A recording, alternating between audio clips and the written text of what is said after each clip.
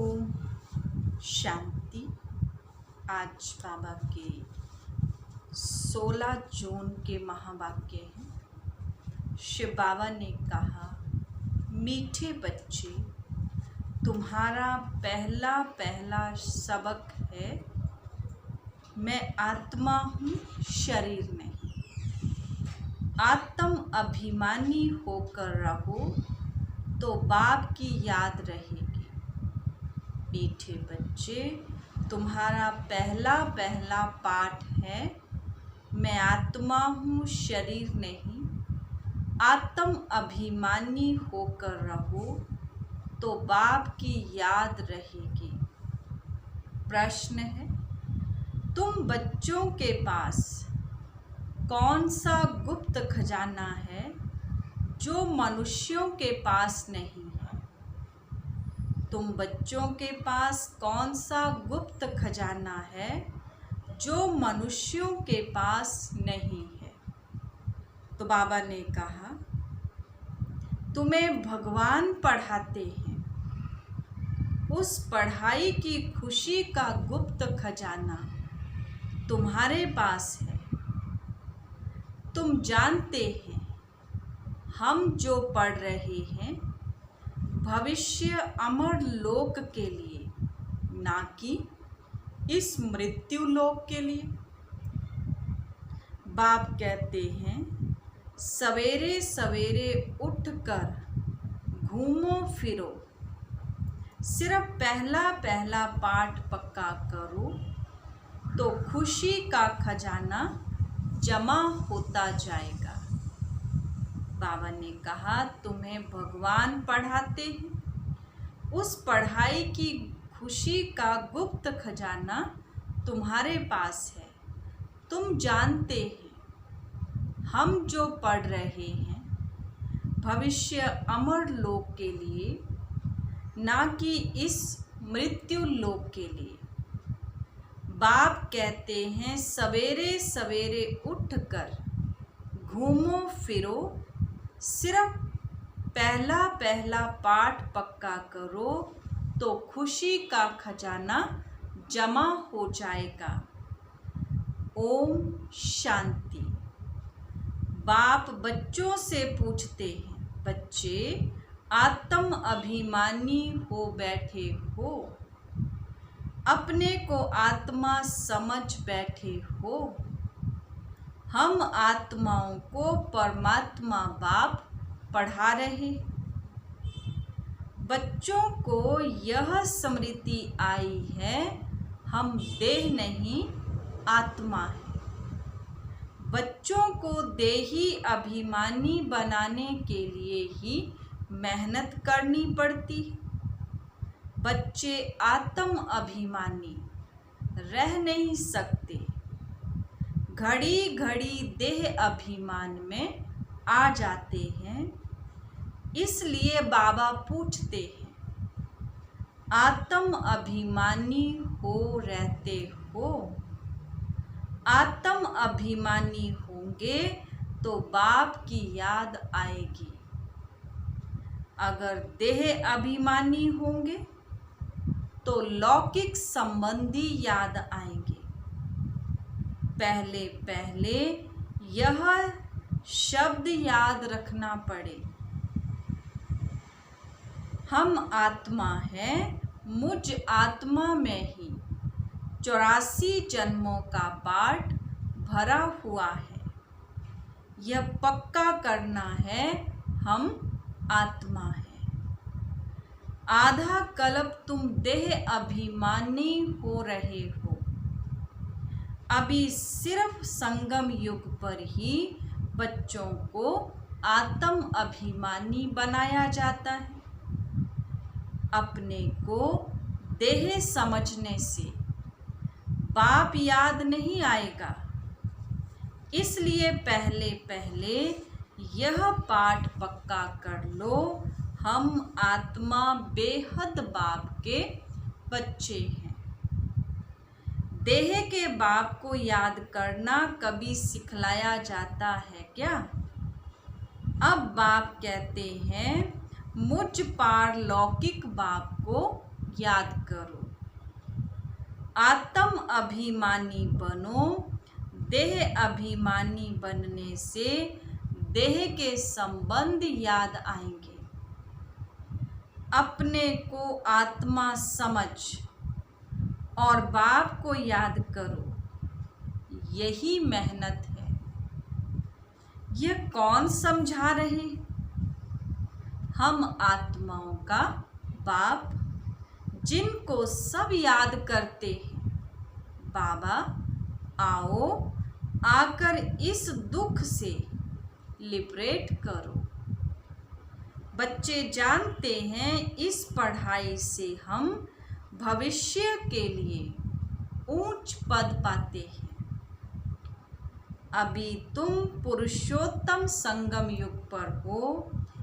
इस मृत्यु लोक में अब बिल्कुल रहना नहीं है। यह हमारी पढ़ाई है ही भविष्य 21 जन्मों के लिए। हम सतयुग अमर लोक के लिए पढ़ रहे हैं। अमर बाबा हमको ज्ञान सुना रहे हैं। तो यहाँ जब बैठते हो तो पहले पहले अपने को आत्मा समझ बाप को याद करना है, तो विक्रम विनाश होंगे। हम अभी संगम युग पर हैं। बाबा हमको पुरुषोत्तम बना रहे हैं। कहते हैं मुझे याद करो तो तुम पुरुषोत्तम बन जाएंगे। मैं आया हूँ मनुष्य से देवता बनने। सतयुग में तुम देवता थे, अभी जानते हो कैसे सीढ़ी उतरे हैं हमारी आत्मा में। 84 जन्मों का पाठ नूंदा हुआ है। दुनिया में कोई नहीं जानते, वह भक्ति मार्ग अलग है, यह ज्ञान मार्ग अलग है। जिन आत्माओं को बाप पढ़ाते हैं वह जाने और ना जाने कोई। यह है गुप्त खजाना भविष्य के लिए। तुम पढ़ते ही हो अमर लोक के लिए, ना कि इस मृत्यु लोक के लिए। अब बाप कहते हैं सवेरे उठकर घूमो फिरो, पहला पहला पाठ याद करो कि हम आत्मा है, ना कि शरीर। हमारा रूहानी बाबा हमको पढ़ाते हैं यह दुनिया की, यह दुख की दुनिया अब बदलनी है। सतयुग है सुख की दुनिया। बुद्धि में सारा ज्ञान है। यह है रूहानी स्पिरिचुअल नॉलेज। बाप ज्ञान का सागर, स्पिरिचुअल फादर है। वह है देही का बाप। बाकी तो सभी देह के ही संबंधी है।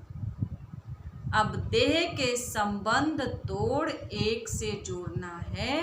गाते भी हैं मेरा तो एक, दूसरा ना कोई।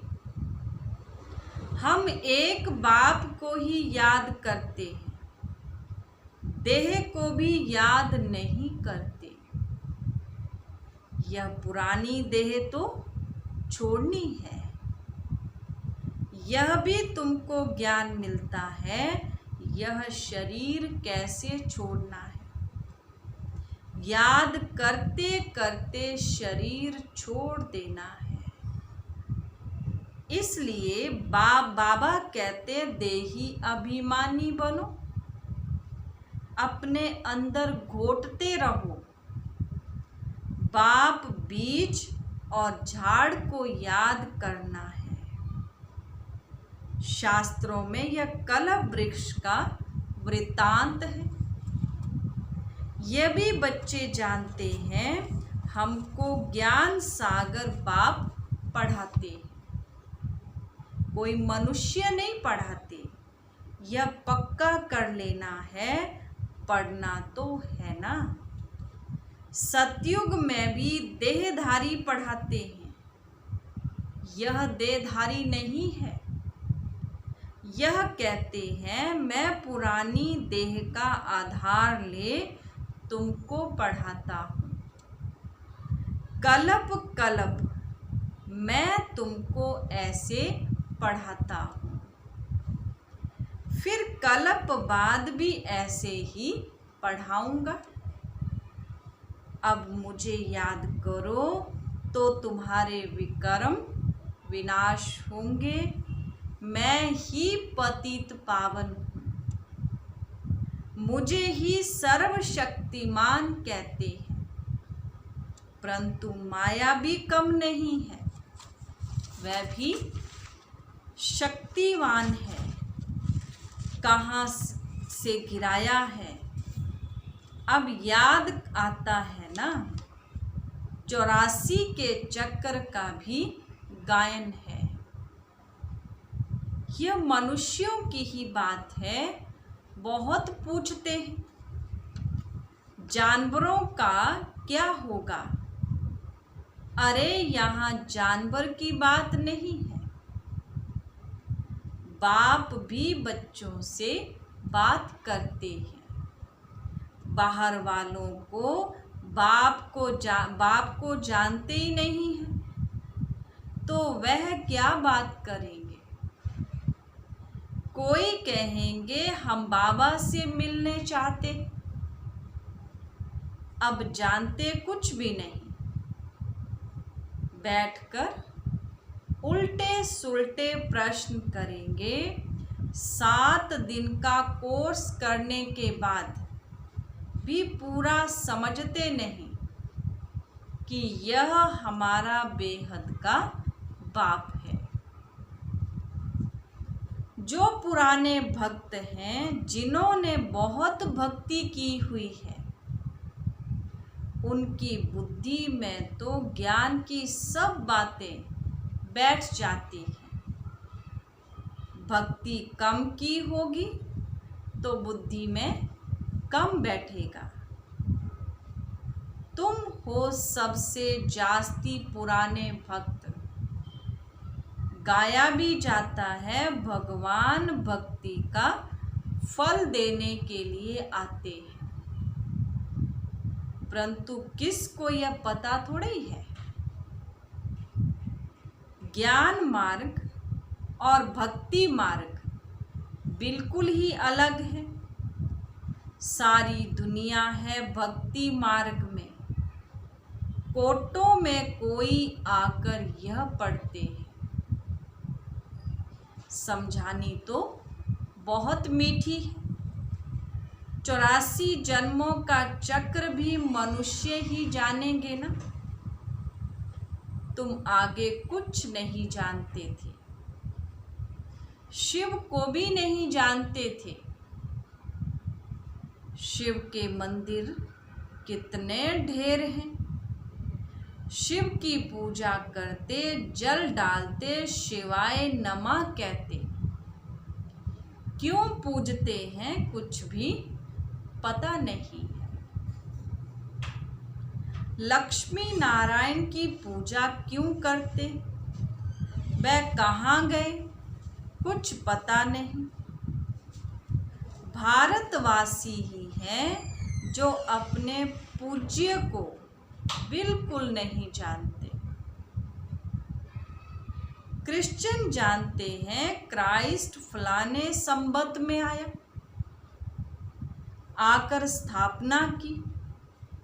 शिव बाबा को कोई भी जानते नहीं। पतित पावन भी शिव को ही कहते हैं। वही ऊंचते ऊंच है ना, उनकी सबसे जास्ती सेवा करते। सर्व का सदगति दाता है। तुमको देखो कैसे पढ़ाते, बाप को बुलाते भी हैं कि आकर पावन बनाओ।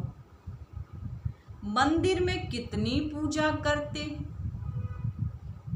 कितनी धूमधाम कितना खर्चा करते हैं। श्रीनाथ के मंदिर में, जगन्नाथ के मंदिर में जाकर देखो, है तो एक ही जगन्नाथ। जगन्नाथ के पास चावल का हांडा चढ़ाते, श्रीनाथ पर तो बहुत माल बनाते। फर्क क्यों होता है? कारण चाहिए ना। श्रीनाथ को भी काला, जगन्नाथ को भी काला कर देते। कारण तो कुछ भी नहीं समझते। जगन्नाथ लक्ष्मी नारायण को ही कहते या राधे कृष्ण को कहेंगे? राधे कृष्ण लक्ष्मी नारायण का संबंध क्या है, यह भी कोई नहीं जानते। अभी तुम बच्चों को मालूम पड़ा है कि हम पूज्य देवता थे, फिर पुजारी बने हैं, चक्र लगाया है। अभी फिर देवता बनने के लिए हम पढ़ रहे हैं। यह कोई मनुष्य नहीं जानते। भगवान उवाच, ज्ञान सागर भी भगवान को ही कहा जाता है। यहाँ तो भक्ति के सागर बहुत हैं, जो पतित पावन ज्ञान सागर बाप को याद करते। तुम पतित बने फिर पावन जरूर बनना पड़े। यह है ही पतित दुनिया, यह स्वर्ग नहीं है। वैकुंठ कहाँ है, यह किसको भी पता नहीं। कहते हैं वैकुंठ गया तो फिर नरक का भोजन आदि तुम उनको क्यों खिलाते हैं? सतयुग में तो बहुत ही फल फूल आदि होते हैं। यहाँ क्या है? यह है नरक। अभी तुम जानते हो, बाबा द्वारा हम स्वर्गवासी बनने का पुरुषार्थ कर रहे हैं। पतित से पावन बनना है। बाप ने युक्ति तो बताई है। कल्प कल्प बाप भी युक्ति बतलाते हैं। मुझे याद करो तो विकर्म विनाश होंगे। अभी तुम जानते हो हम पुरुषोत्तम संगम युग पर हैं। तुम ही कहते हो बाबा हम 5000 वर्ष पहले यह बने थे। तुम ही जानते हो कल्प कल्प यह अमर कथा बाबा से सुनते हैं। शिव बाबा ही अमरनाथ है। बाकी ऐसे नहीं कि पार्वती को बैठ कथा सुनाते। वह है भक्ति। ज्ञान और भक्ति को तुमने समझा है। ब्राह्मणों का दिन और फिर ब्राह्मणों की रात। बाप समझाते हैं तुम ब्राह्मण हो ना। आदि देव भी ब्राह्मण ही था, देवता नहीं कहेंगे। आदि देव के पास भी जाते हैं। देवियों के भी कितने नाम हैं। तुमने सर्विस की है तब तुम्हारा गायन है। भारत जो वाइसलेस था वह फिर विशेष बन जाता है। अभी रावण राज्य है ना। संगम पर तुम बच्चे अभी पुरुषोत्तम बनते हो। तुम्हारे पर बृहस्पति की दशा अविनाशी बैठती है। तब तुम अमरपुरी के मालिक बन जाते हो।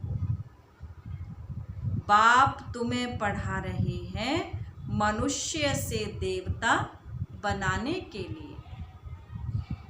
स्वर्ग के मालिक बनने को बृहस्पति की दशा कहा जाता है।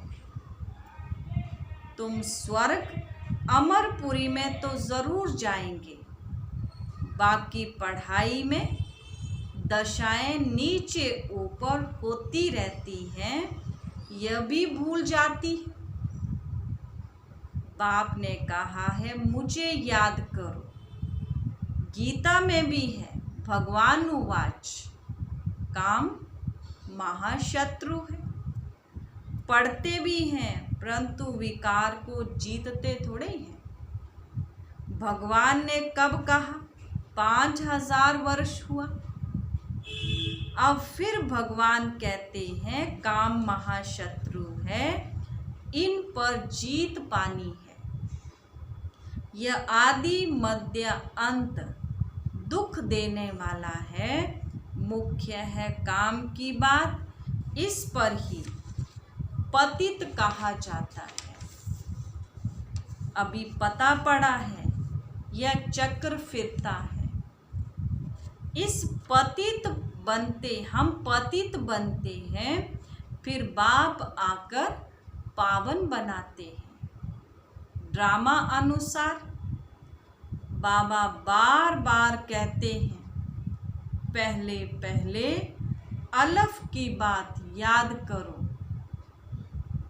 श्रीमत पर चलने से ही तुम श्रेष्ठ बनेंगे। यह भी तुम समझते हो, हम पहले श्रेष्ठ थे, फिर भ्रष्ट बने, अब फिर श्रेष्ठ बनने का पुरुषार्थ कर रहे हैं। दैवी गुण धारण करना है, किसको भी दुख नहीं देना है। सबको रास्ता बताते जाओ। बाप कहते हैं मुझे याद करो, तो पाप कट जाएंगे। पतित पावन तुम मुझे ही कहते हो ना। यह कोई को पता नहीं कि पतित पावन कैसे आकर पावन बनाते हैं। कल्प पहले भी बाप ने कहा था, मामेकम याद करो। यह योग अग्नि है जिससे पाप दग्ध होते हैं। खाद निकलने से आत्मा पवित्र बन जाती है। खाद सोने में भी डालते हैं, फिर जेवर भी ऐसा ही बनता है। अभी तुम बच्चों को बाप ने समझाया है, आत्मा में कैसे खाद पड़ी है उनको निकालना है। बाप का भी ड्रामा में पार्ट है, तो तुम बच्चों को आकर देही अभिमानी बनाते हैं। पवित्र भी बनना है। तुम जानते हो सतयुग में हम वैष्णव थे, पवित्र गृहस्थ आश्रम था। अभी हम पवित्र बन और विष्णुपुरी के मालिक बनते हैं। तुम डबल वैष्णव बनते हो। सच्चे सच्चे वैष्णव तुम हो। वह है विकारी वैष्णव धर्म के, तुम हो निर्विकारी वैष्णव धर्म के। अभी एक तो बाप को याद करते हो और नॉलेज जो बाप में है वह तुम धारण करते हो। तुम राजाओं का राजा बनते हो। वह राजाएं बनते हैं अल्पकाल, एक जन्म के लिए। तुम्हारी राजाई 21 पीढ़ी अर्थात फुल एज पास करते हो। वहाँ कब अकाले मृत्यु नहीं होगा। तुम काल पर जीत पाते हो। समय जब होता है तो समझते हो अब यह पुरानी खाल छोड़ नई लेनी है। तुमको साक्षात्कार होगा, खुशी के बाजे बजते रहते हैं। तमो प्रधान शरीर को छोड़ सतो प्रधान शरीर लेना, यह तो खुशी की बात है ना। वहाँ 150 वर्ष आयु एवरेज रहती है, यहाँ तो अकाले मृत्यु होती रहती है, क्योंकि भोगी हैं। जिन बच्चों का योग यथार्थ है उनकी सर्व कर्मेंद्रियां योग बल से वश में होंगी। योग में पूरा रहने से कर्मेंद्रियां शीतल हो जाएंगी। सतयुग में तुमको कोई भी कर्मेंद्रियां धोखा नहीं देती हैं।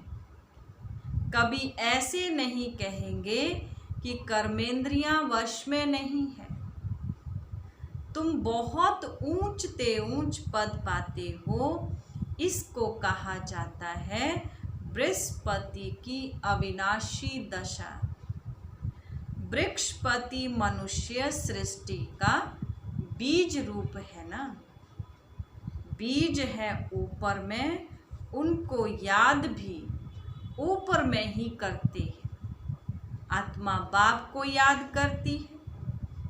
तुम बच्चे जानते हो बेहद का बाप हमको पढ़ाते हैं। वह आते ही एक बार है अमर कथा सुनाने।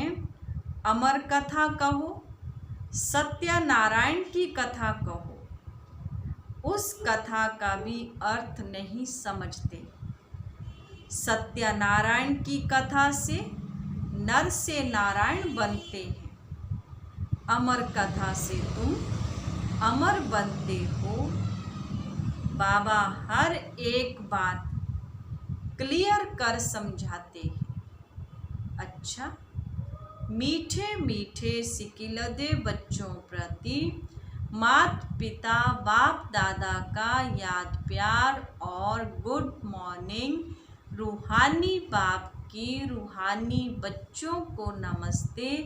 रूहानी बच्चों की रूहानी बाप दादा को गुड मॉर्निंग और नमस्ते जी, नमस्ते जी। धारणा के लिए मुख्य सार। फर्स्ट पॉइंट है योग बल से अपनी सर्व कर्मेंद्रियों को वश करना है। एक बृहस्पति बाप की ही याद में रहना है। सच्चा वैष्णव अर्थात पवित्र बनना है। योग बल से अपनी सर्व कर्मेंद्रियों को वश करना है। एक बृहस्पति बाप की ही याद में रहना है। सच्चा वैष्णव अर्थात पवित्र बनना है। सेकंड पॉइंट, सवेरे उठकर पहला पाठ पक्का करना है कि मैं आत्मा हूँ, शरीर नहीं। हमारा रूहानी बाप हमको बैठ पढ़ाते हैं। यह दुख की दुनिया अब बदलनी है। ऐसे बुद्धि में सारा ज्ञान सिमरण होता रहे। सवेरे उठकर पहला पाठ पक्का करना है कि मैं आत्मा हूँ, शरीर नहीं है। हमारा रूहानी बाप हमको बैठ पढ़ाते हैं। यह दुख की दुनिया अब बदलनी है। ऐसे बुद्धि में सारा दिन सिमरण, ज्ञान का सिमरण होता रहे। आज का वरदान, स्वयं के प्रति इच्छा मात्रम अविद्या बन, बाप समान अखंड दानी परोपकारी भव। स्वयं के प्रति इच्छा मात्रम अविद्या बन, बाप समान अखंड दानी परोपकारी भव। जैसे ब्रह्मा बाप ने स्वयं का समय भी सेवा में दिया, स्वयं निर्माण बन बच्चों को मान दिया, काम के नाम की प्राप्ति का भी त्याग किया, नाम मान शान सब में परोपकारी बने, अपना त्याग कर दूसरों का नाम किया, स्वयं को सदा सेवाधारी रखा, बच्चों को मालिक बनाया, स्वयं का सुख बच्चों के सुख में समझा। ऐसे बाप समान इच्छा मात्रम अविद्या अर्थात मस्त फकीर बन अखंड दानी परोपकारी बनो तो विश्व कल्याण के कार्य में तीव्र गति आ जाएगी, केस और किस्से समाप्त हो जाएंगे। आज का स्लोगन है, ज्ञान गुण और धारणा में सिंधु बनो, स्मृति में बिंदु बनो।